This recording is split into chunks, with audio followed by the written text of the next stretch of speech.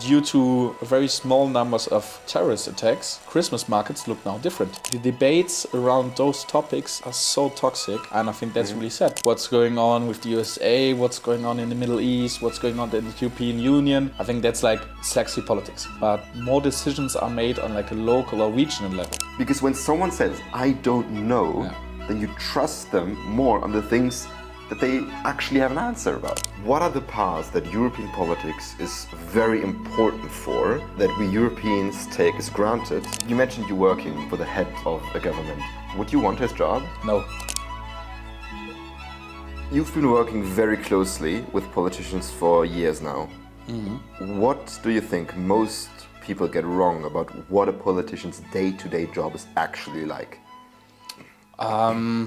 Good question. I think since politicians are always around like a social media team and always are surrounded by someone who takes photos, I think a lot of times people think that they just do it for the photos and just do it so that people think that they're working and think that they're around. But I always think if they are not followed by social media and if you don't post like a lot of pictures of their work, I think then you get the criticism like, what are they actually doing? Why aren't they posting? Why aren't they like in all different places?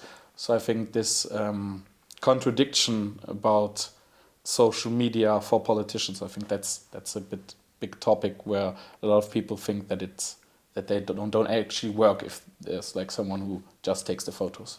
Okay, so there's tension between being seen working, because you want your constituents to know kind of what you're up to, and actually delivering results. Yeah. Is there something like a regular day for the people that you're working with? No, not at all. And I think, especially for me who works like for a politician, I also don't have like a typical day. So that's quite interesting and especially for them. Like I think we have like at my job every Tuesday we meet and we walk through the agenda and like prepare all the things that still have which we still have to do, and like every day is completely different. And I think that's really fascinating. Like one day you're in Brussels and then you're back here in a German-speaking community, and the next time you're like the topic changes so quickly. I think that's also so difficult for politicians because they have like a team who work for them, and like everyone has like one or two topics of which they're really the experts in. But the politicians, I mean, they have to know everything.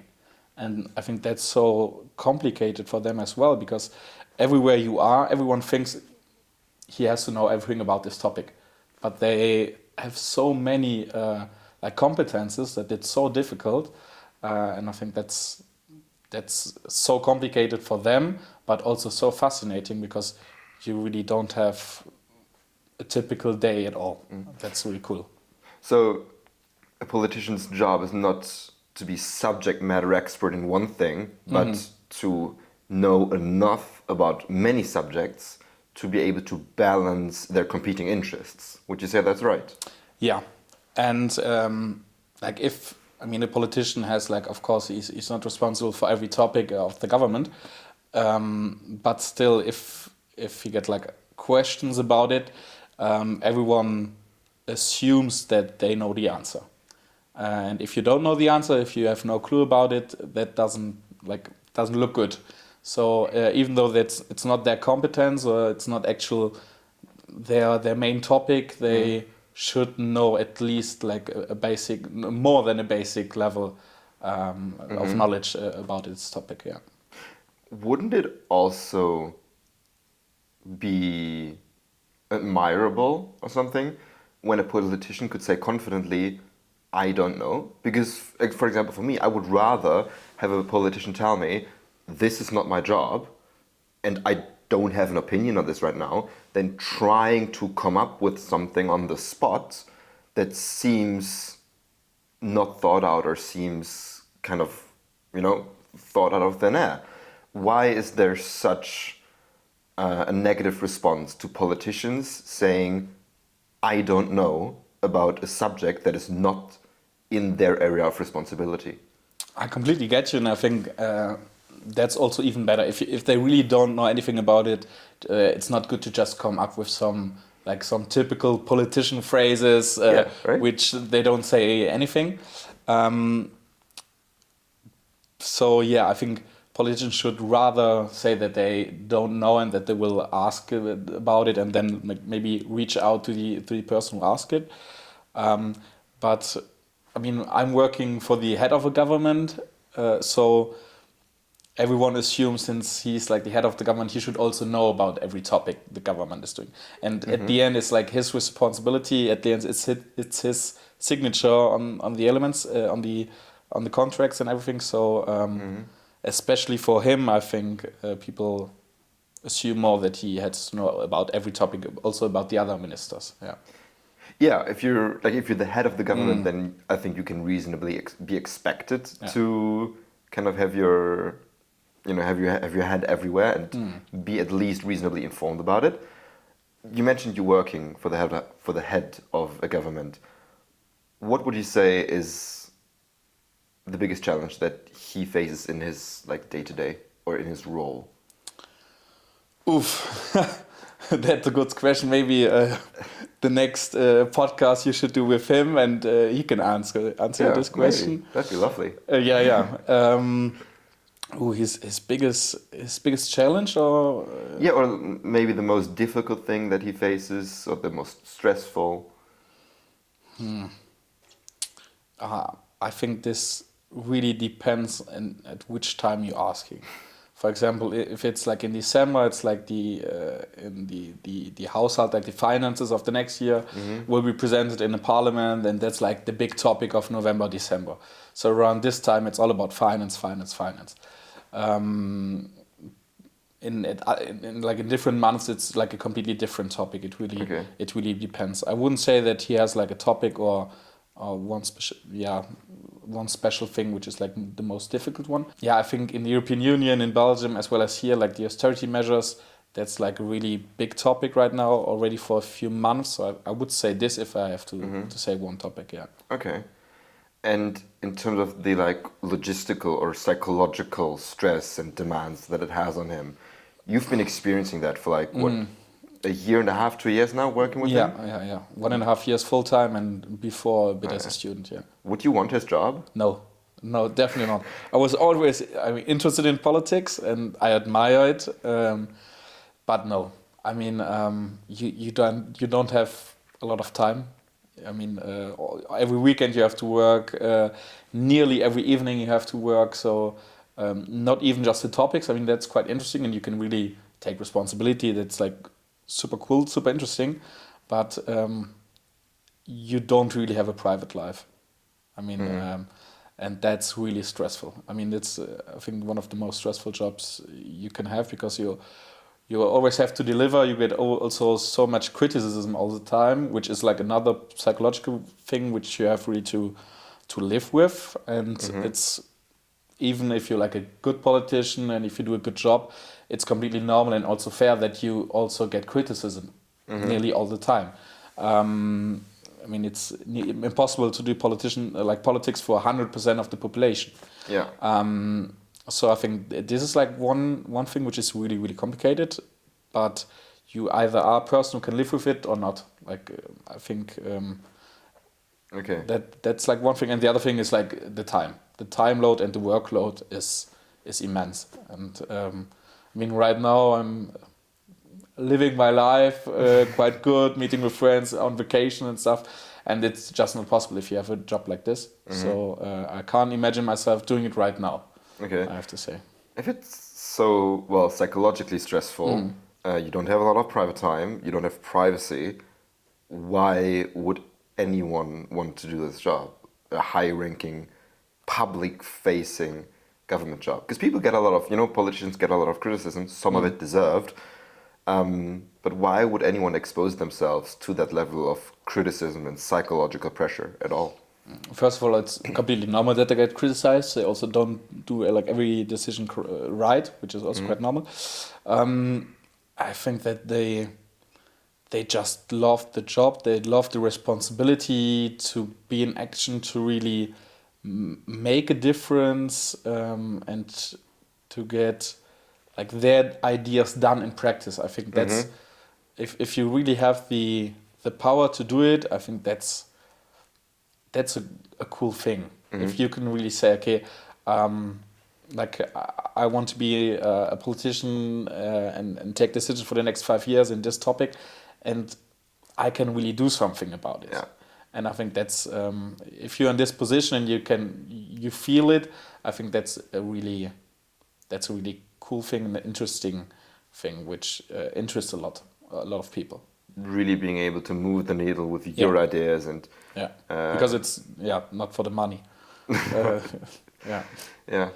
Okay. Right now, the European heads of state are on average 53 years old.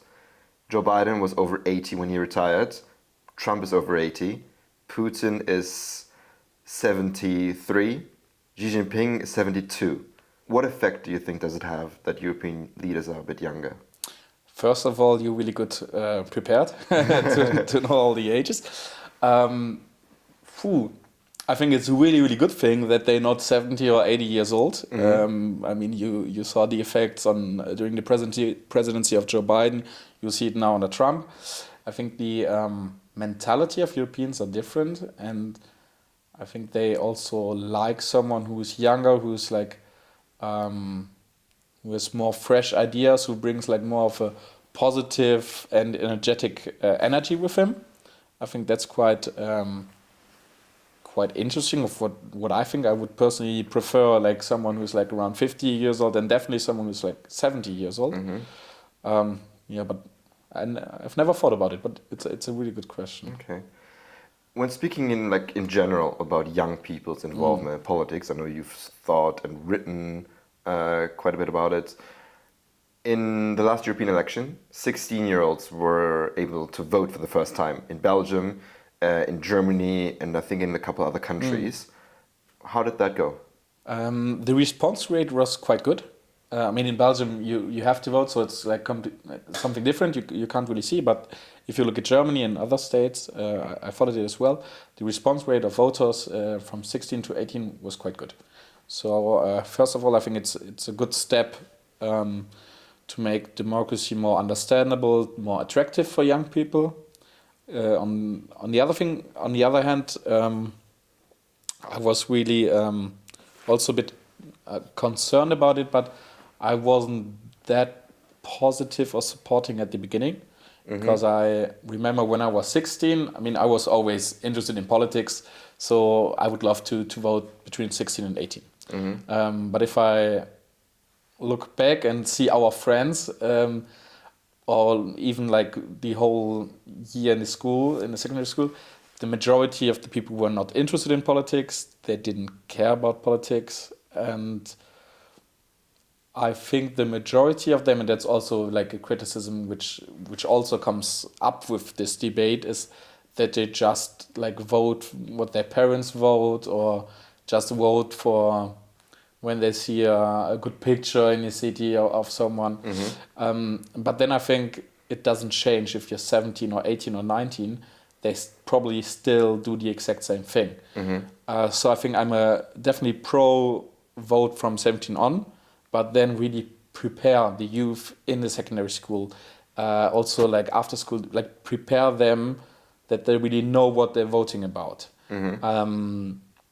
And I think that's really missing right now. If you allow people with 16 to vote, then you should also prepare them better to really make a good vote for them, which they really understand, and they're standing behind this vote. Okay, so that they know what they're doing. Exactly. Yeah. Do you think there's a general problem about getting young people interested and involved in politics? Yeah. Even like, beyond 16, but like 18 to 24-year-olds? Definitely. And I already asked this question when I was 16 on, and there are a lot of studies, and there was like a few years ago here, even in German-speaking community, a youth parliament which I organized. So they're doing already a lot, but the comeback rate, or like what's the results of it, are quite low. And that's still a big question, which I would like to ask you. Like, I have no clue on really how to attract young people more into politics. I mean, we have some ideas, and we already did some stuff, and we see in other parts of Germany, like everywhere, like people think about how can we attract young people. But the results are always not as positive as we assumed or as we hoped for. So that's a big difficulty. Yeah. Yeah, I mean, supposedly you having a natural proclivity to be interested in politics, it didn't need much for you to get interested. And so being able to get people there that are maybe not as interested is, yeah, probably a difficult problem for you to solve, because you have to put yourself in the position of these people. I mean, from a behavioral science and decision making standpoint, which is, you know, what I study, what I look at, I think you need to hit a couple like underlying principles. One is that you obviously need a lot of exposure, and not exposure in terms of outrage exposure, you know, that you get in the news, but exposure that shows people, and that's the second part, why it's important and how it relates to their life specifically. Yeah. Right?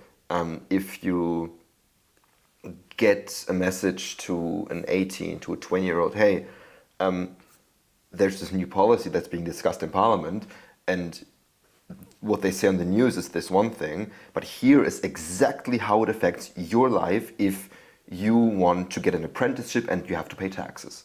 Or here is how your healthcare changes and what effect that has on you when you need surgery when this policy comes through.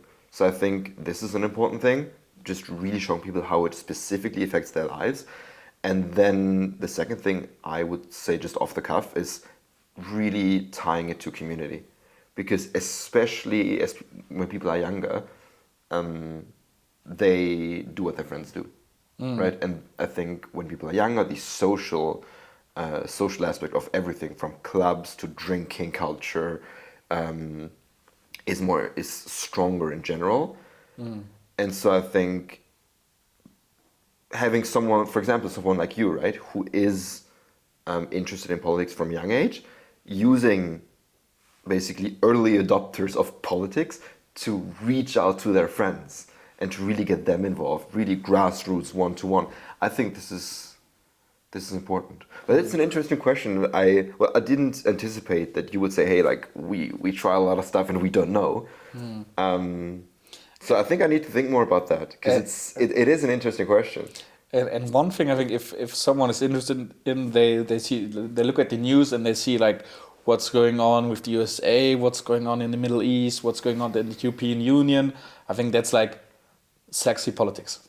I mean, that's interesting. That's what's going on worldwide. But I think even more decisions are made on like a local or regional level. But this level is like, it's not really sexy to look at. And the decisions always take quite a long time, and a lot of people are not interested in following those decisions and all of it. But at the end, I mean, if you want to go to your hospital and if you want to see your grandparents who are in a retirement home, and you want to go to school, like all those decisions which affect you like everyday life, it's not on European level. It's made here. So I think at the end, this is like way more interesting, but difficult to get the people interested in.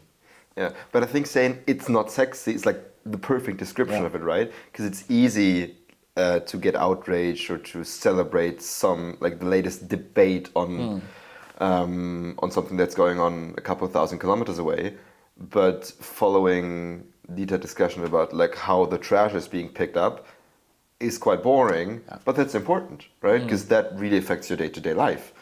And so I assume that if people think, okay, local politics is boring, then you kind of seize the playing field to those people who are willing to play and who are willing to take up the responsibility, and they might not agree with you. And so if you think, okay, this is too boring for me, then you basically make sure that your values and your priorities are not represented, right?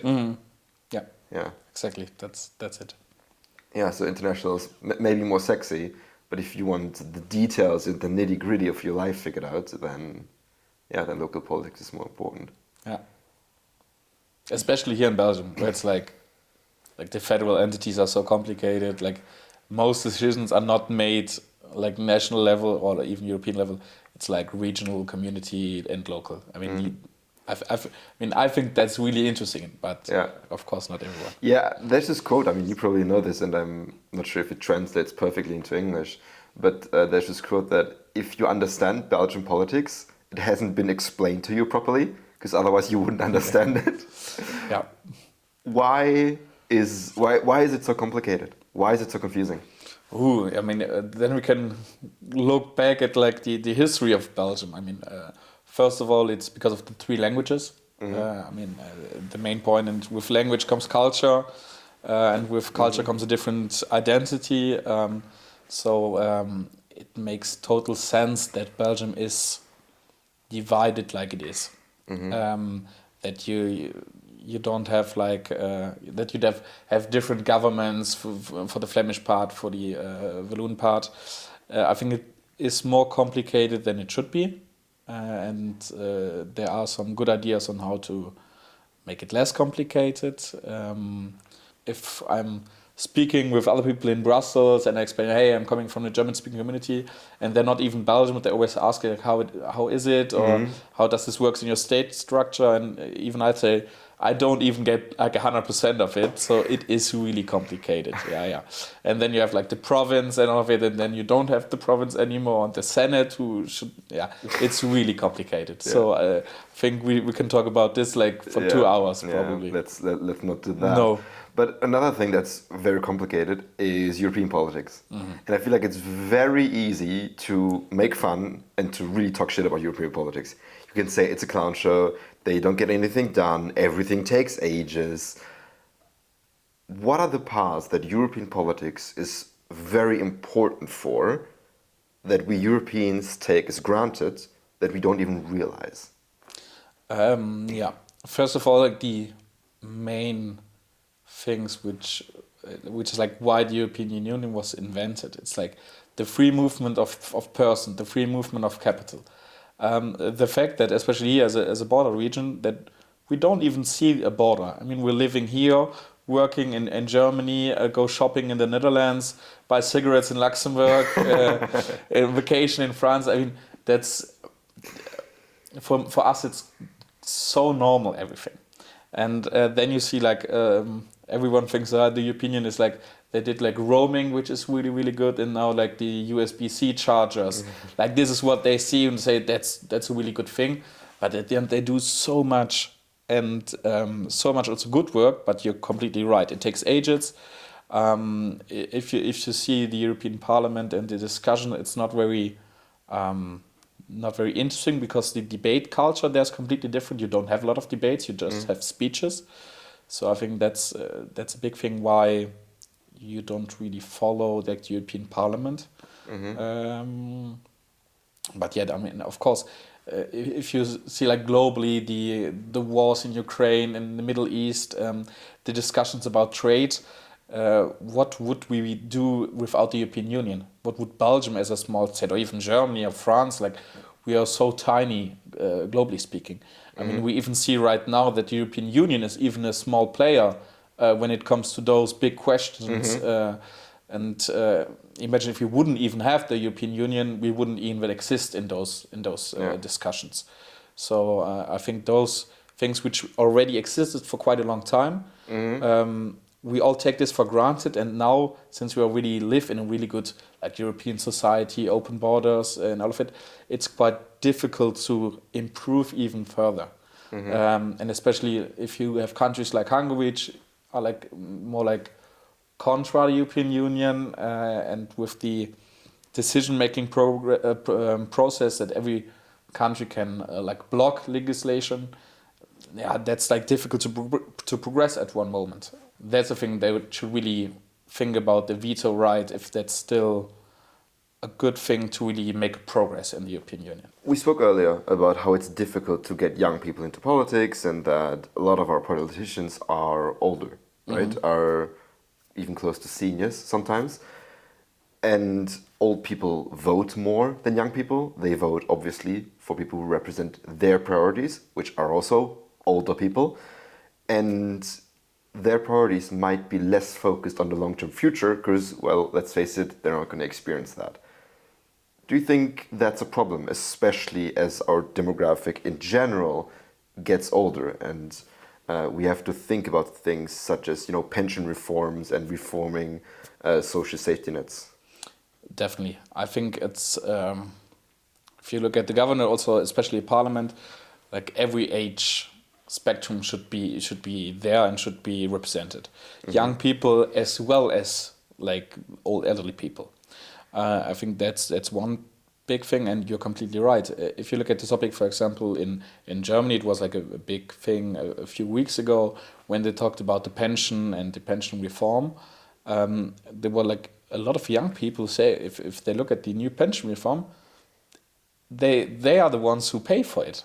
And especially, I mean, I don't think that I will get a good pension when I can finish my work with 75 or something. And if I talk with other people with my we have the same age, they see it quite similar. So they don't really have a lot of trust in that the government is covering their pension, because I mean, if you just look at the numbers, it's also completely normal that you always have to, like, people get older. There are like less people coming who work right now, and I don't see politicians really take a decision which we benefit in 14, 50 years, because it's so far away. They think about the problem to pay the pensions for the next 10 years. Yeah. So that's a big thing, and I think if you have like more young people represented in parliament, then of course the decisions would maybe be different. Yeah. It's fascinating that you also say that the people you talk to, the young people, like I don't expect to get much of a pension. No. And I mean, if you accept that at a young age, then you can maybe find other ways to kind of prepare yourself for that. But I wonder what happens if enough young people realize that, well, I'm not getting jack shit here.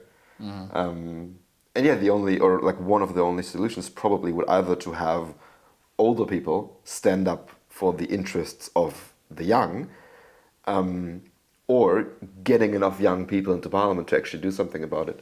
Do you know Scott Galloway? No. Really interesting guy, out of America. He used to be a professor of marketing in New York, but he basically talks about the transfer of wealth in America and how the old people become richer at the expense of young people because the social security system is messed up. And he basically says that we don't love our children enough, because young people basically vote more money in their pockets at the expense of their own children. So I think it's a question that concerns literally everyone. Everyone under maybe the age of 40 or something, in Europe, in America. And yet, given that politicians are elected on like 4 to 6 year terms, and every time, you see it in France, right? Every time there's a small reform, they set fire to Paris. Yeah. And if French people can do one thing, it's protest. Yeah. And kudos to that.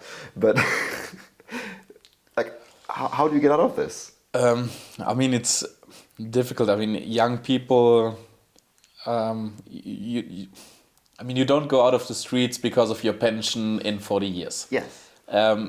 Because it's also not written in the reform that in 40 years you don't get a pension or something.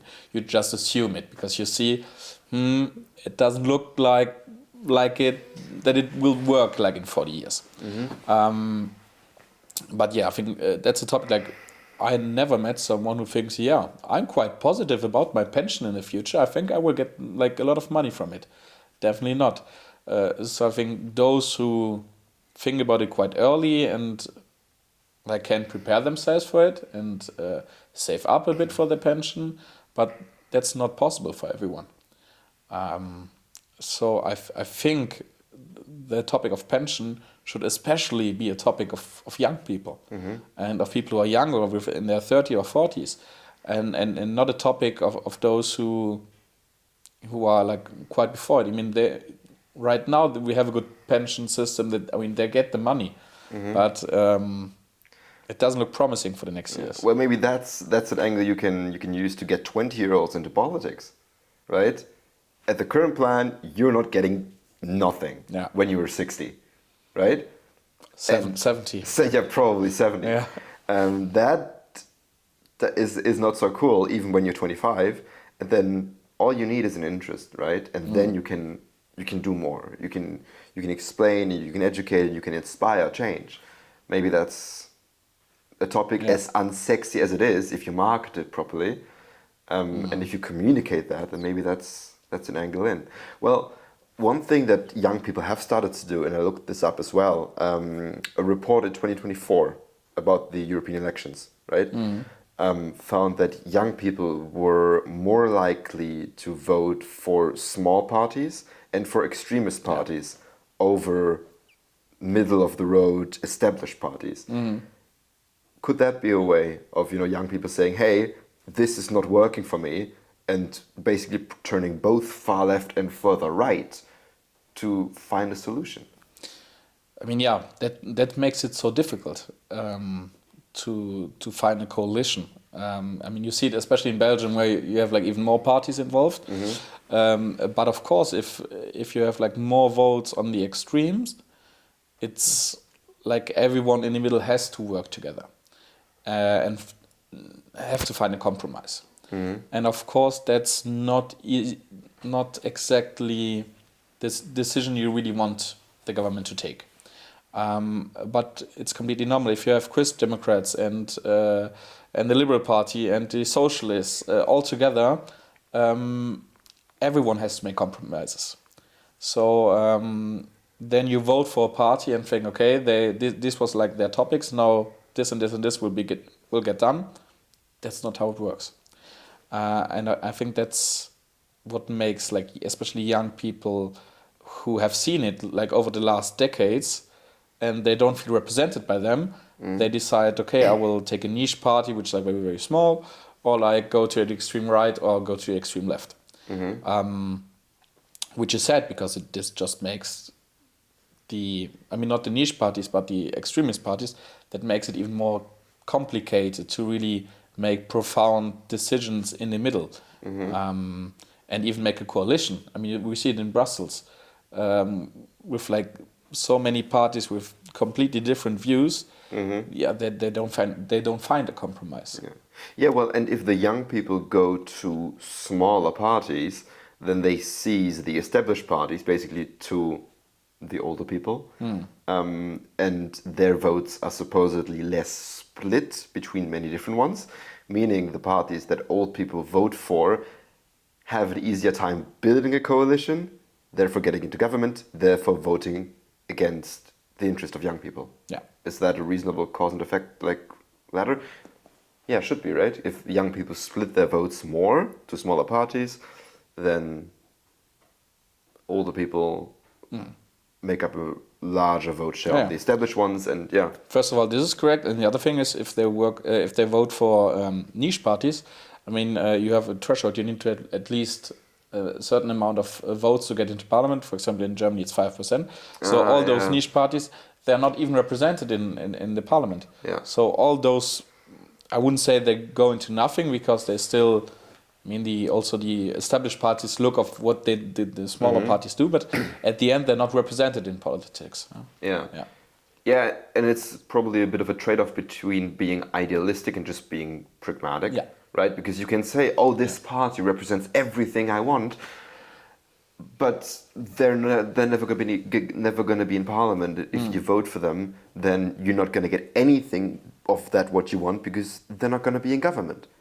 Right? So, and then the pragmatic way would be, okay, I have no party that represents everything I want, but maybe I can vote in a way that gets those parties actually into government, that at least get me part of the way there.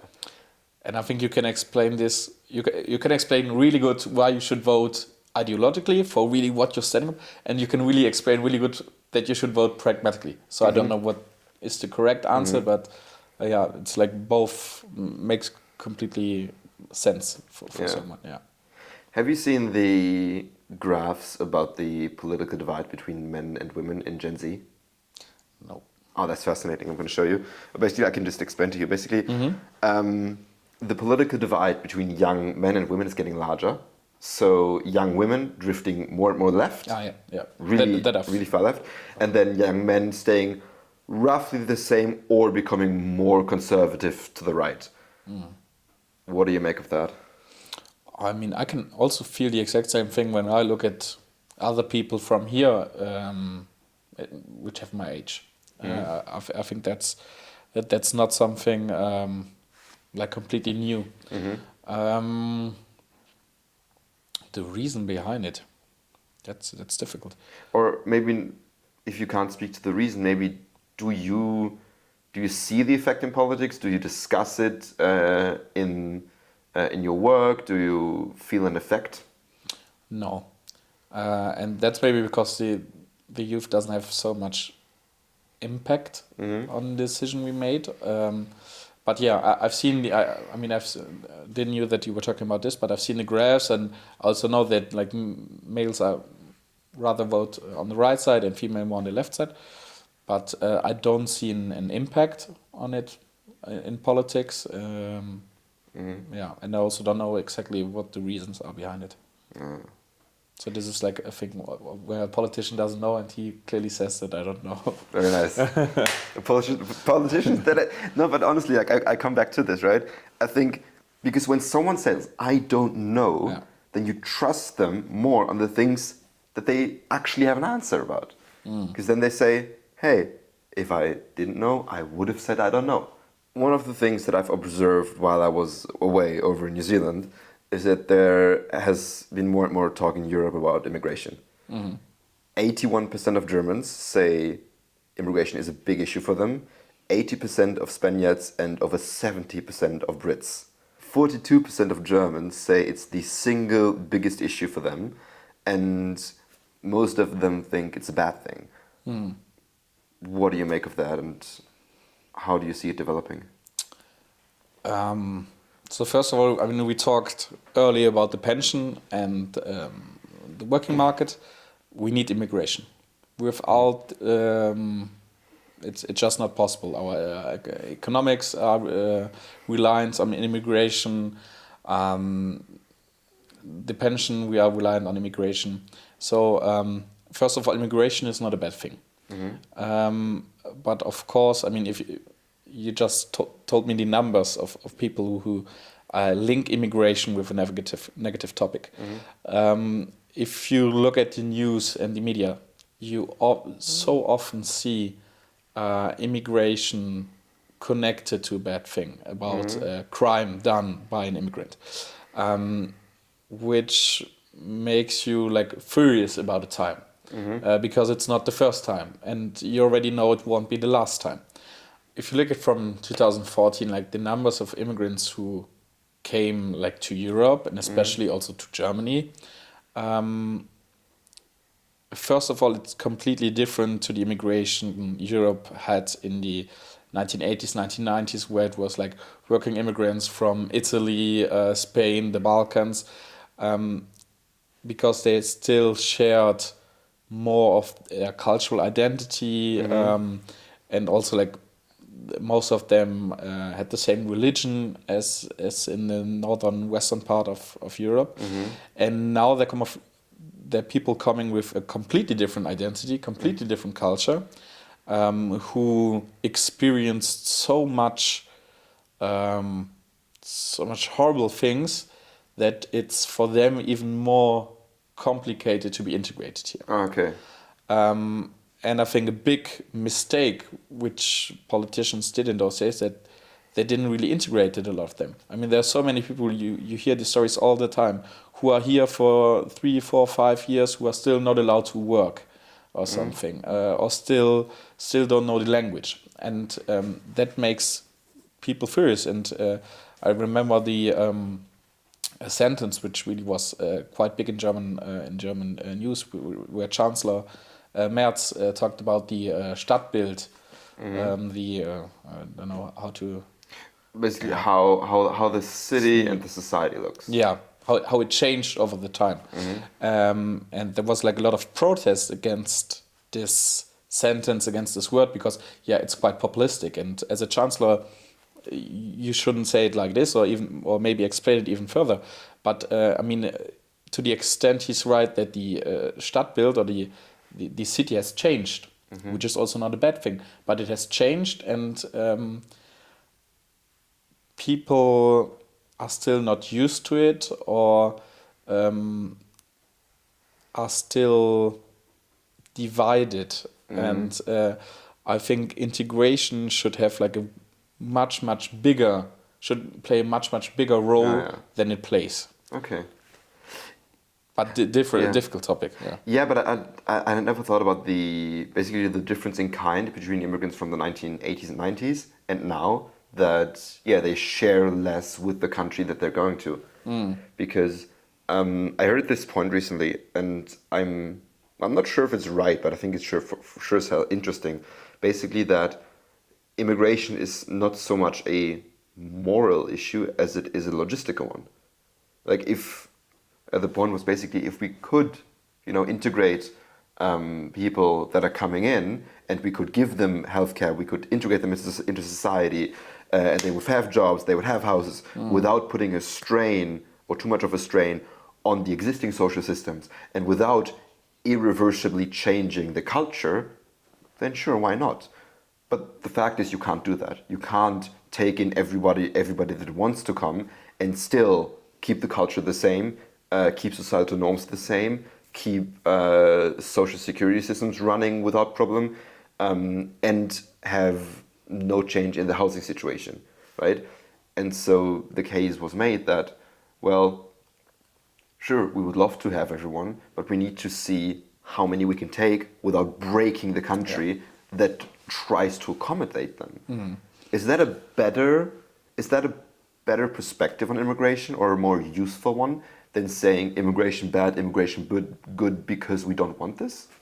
Definitely. And first of all, as I said before, if we look at the working market, pensions, we need immigration. It doesn't work without it.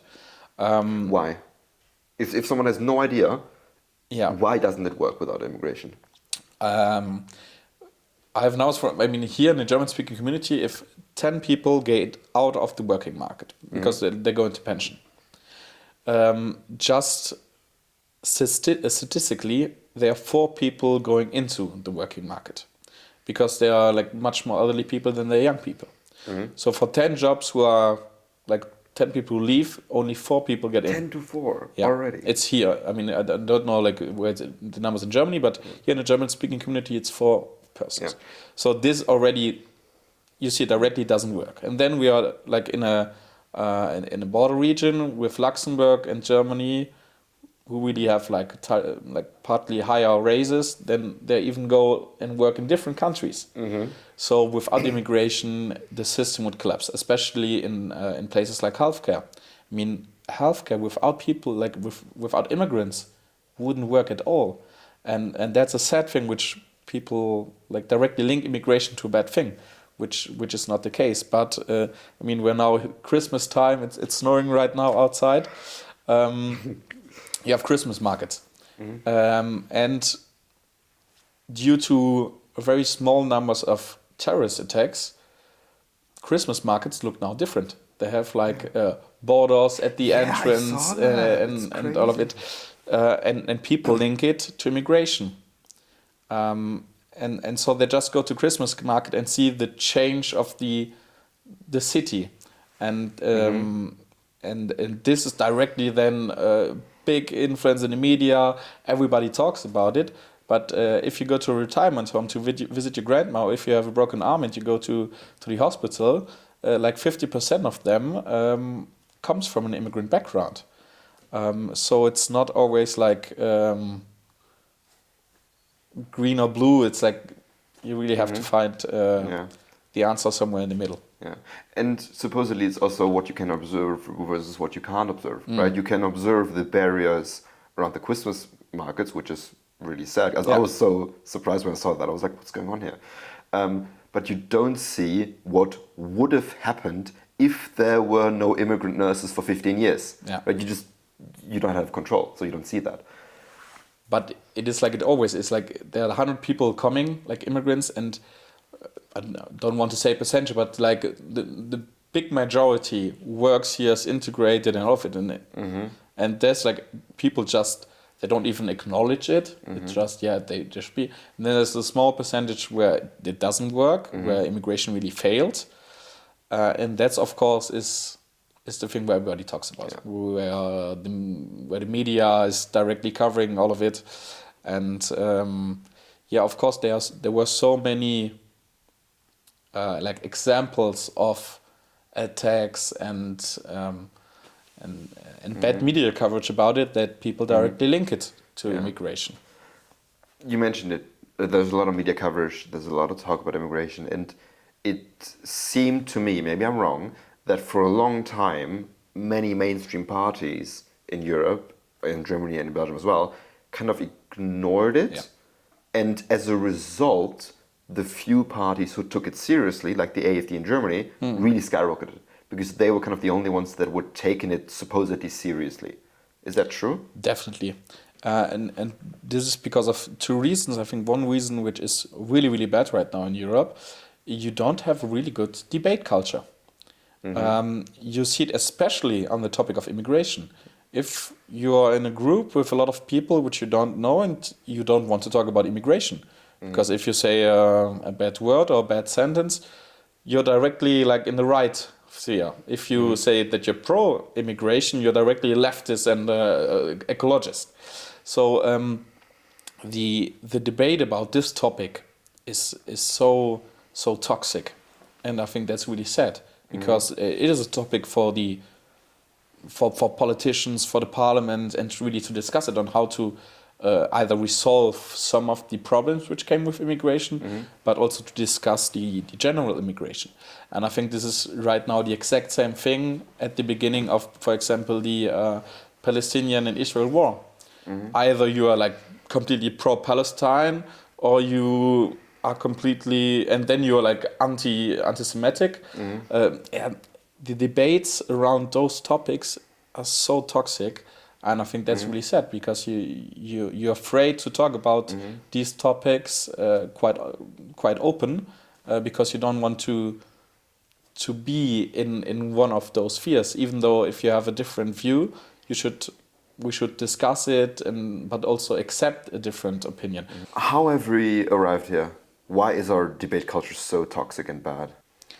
That's a good question. I mean, it's all connected to like social media and how topics are explained, but how we got to the point that about some topics we just can't really debate, that I don't know. And I think that's one of the most important questions we should ask ourselves, and to resolve these problems. Because I think it is such a critical thing, and not good for our democracy, not good for even in families and a group of friends. I mean, we had the same about COVID. Either you're like you just go with the government like this, or you are like an anti everything.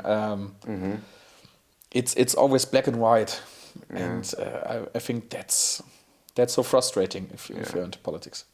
But how did it come to it? That I don't know. No, I mean, especially as someone who worked in politics, they must be even more frustrating to you than it is to me. I mean, I think I have a couple of theories. Like, one, I think, is that, as you mentioned before, right, people pay more attention to what's happening in international politics than they do in local politics, although local politics is much more what affects them. And so they become disconnected from their community. And so when you might disagree with your neighbor about Israel-Palestine or about some other very important global issue, but you might still agree of how the childcare in your community might be run, right? And, well, for the practical workings of your life, the local is more important, but you don't really pay attention to that. And so because we pay more attention to international issues, we become more disconnected from each other, and we don't look at the things that we have in common. Another thing that blew my mind when I found out about this, and I will link the study somewhere below the video or in the show notes, is that posting political content online is correlated with lower IQ and lower impulse control and critical thinking. Meaning, most people get their news and their information out from social media, and it is likely to be created by someone with low impulse control, so they don't think as much as you might think before posting content that you then consume, and they're likely to be less intelligent and maybe did less, critical thinking about what they actually put out, and so our information just gets worse and worse. Obviously, an artifact of social media is that you don't see the middle. You only see the extremes because that's what gets amplified on socials. So it's a mixture between being disconnected from the community, seeing low quality information online, and then I heard maybe the third point is because I also saw a study during the last elections in Germany where young people get their news, and that is like mainly social media. And then you look at the parties with the most followers. It's Die Linke, like the extreme left, and the AfD extreme right. Because of course it's easier to make a short reel or TikTok with a populist statement like immigration is bad because they did this and this. It's way easier to spread news like this than to really reflect on a topic and explain it more, elaborate on it. So there are numbers of views, likes, and everything is so much bigger. And the algorithm, if you see like a post like this and you like it, then you get like so many like posts with the same ideology that you just think I'm on the internet. Okay, everything is about this. So everything has the same opinion. So I'm not the only one. I'm correct. And I think that's also one thing when I think about it. You just said, people think that they have the correct opinions. I recently, or like a couple of weeks ago, read something that broke my brain. Basically, no, like really. You have the beliefs you hold because of the life experience you have. Would you agree with that? Yeah, definitely, sure. To a specific degree. Yeah. But, if you had different experiences, you might have had different beliefs. Yeah. So, if you think your beliefs are the correct beliefs and you are right, then either you are the luckiest person in the world because you had the exact life experience that lead to the correct beliefs, or you're wrong. First of all, I don't think that there is a correct belief. Yeah. I mean, it doesn't exist. But yeah, definitely. I mean, it just depends on which family you were born. I mean, the fact that we're Europeans and we live in Belgium, the German-speaking part, it's like so tiny. Of course, if I would have born maybe in a Republican house in Texas, I would love Trump and be completely different. I mean, it really just depends on where you were born, how your family raised you, at which school you were, which friends you made. Everything affects it. Behavioral genetics as well. Like, I think political beliefs are over 50% heritable, so just by your genes. Okay. Even if you raise someone in a different household, though I would have to look that up because you have like adoption studies, which is very interesting. That most of your political beliefs are basically an artifact of your parents and your personality profile. When you test people on personality, there's a trait called openness, which is basically how openness you are to new experience, how creative you are, and stuff like that. And just people who are more open tend to be more on the left. People who are less open tend to be more on the right, which is super funny because we think about political beliefs as something that we came up with, right? And we did all this critical thinking and we made sure we have the correct beliefs. But the more I think about it, the less I tend to agree with that. Definitely. I think that's also connected to the thing I talked earlier when we talked about voting with 16 to 18. I would like to see a study of the votes between 16 and 18 and what their parents vote. And I think the similarities will be quite high. Yeah. Because you talk at the dinner table with your parents, and of course you see them as those who have like more experience. They know more about these topics, so you trust them and maybe have then I mean, I think I saw a study, or like it wasn't a study, a video of someone from the US where there was like over 80% of Democrats and also Republicans are Democrats and Republicans because their parents were Democrats Yeah. and Republicans. So it's just a family thing which just goes on and on. Yeah. Because you're not breaking the wheel at the end. Yeah. And yeah, that's a big thing at the end. I mean, my hunch is that if you compare these, young people will still lean more left because people start out more liberal or more left leaning and then get more conservative as they get older. That's what tends to happen. But another thing, this is funny. So we talked about earlier about how there are less young people than old people, and basically the birth rates are declining everywhere around, in the Western world, in the US, in Europe, and within countries, the only groups that have more children, right, above replacement rate, are religious groups who tend to be more conservative.